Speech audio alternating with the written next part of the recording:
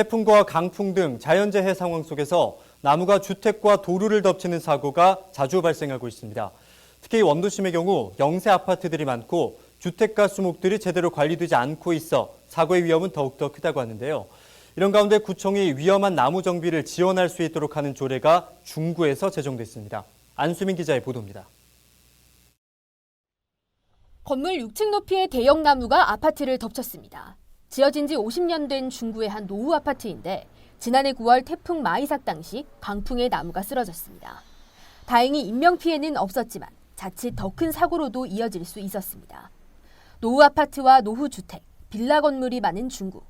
영세한 주거단지의 경우 자체적으로 나무를 관리할 수 있는 능력이 없어 이 같은 사고 위험에도 나무를 그대로 방치하고 있는 경우가 많습니다. 이렇게 재해가 발생할 우려가 눈앞에 뻔히 보이는데도 자체적으로 처리할 돈이 없어 구청의 도움이 절실한 실정입니다만 구청에서는 사유지라는 그 이유로 지원해 줄 수가 없다고 합니다.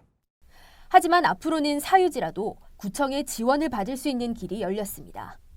중구의회에서 위험한 나무 정비를 구청이 지원하도록 하는 조례를 제정했습니다.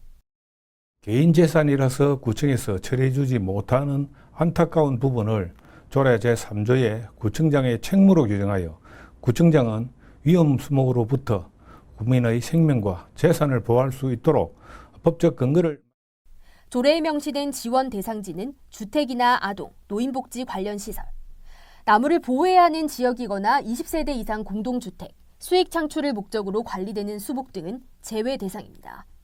단 영세 아파트가 많은 지역의 특성을 반영해 관리 주체가 없고 시설물을 관리할 여력이 없다고 판단될 경우 20세대 이상 공동주택도 도움을 받을 수 있도록 예외 조항을 뒀습니다.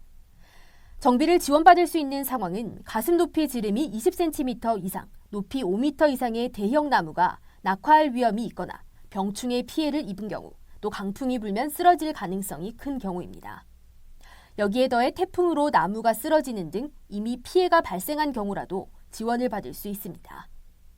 사소해 보일 수 있지만 주민 생활과 가장 가까이 있는 위험 요소를 관리하고 안전을 챙길 수 있도록 하는 조례. 이번 조례 제정을 계기로 실효성 있는 정책이 시행될지도 지켜봐야겠습니다. 조례 돋보기 안수민입니다.